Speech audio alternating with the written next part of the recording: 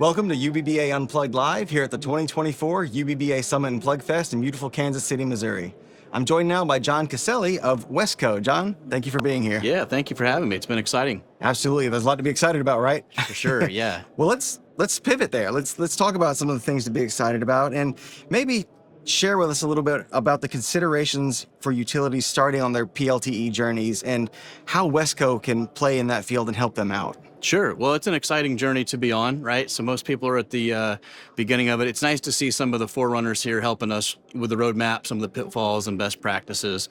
But really, utilities need to think about, I think, a few major considerations to start, right? The first is to look at private LTE networks and figure out what you want to do with them, right? So utilities have a lot of disparate communications networks now. How do you look at those as applications of the private LTE or private 5G network?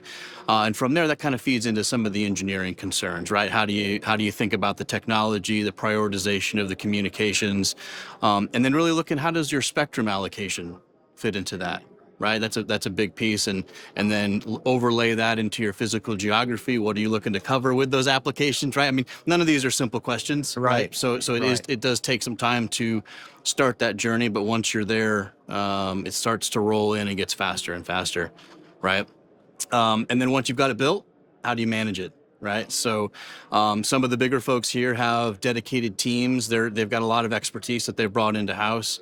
Some not so much, right? Some early on the adoption path are looking to outsource some of this. Certainly they do some of the construction, but they may not have the LTE engineers that a lot of the other folks may be able to bring in and afford. And that's really kind of where WESCO comes in to help, right? So at the core of our business, we're a supply chain logistics provider, but we really act as a resource broker, right? We don't really build anything. We certainly don't install anything, but we sit at that base layer helping along that journey. When you say, hey, I need this material, it needs to be here then, and then we've got some partners to bring in and help do all that management for you. Right.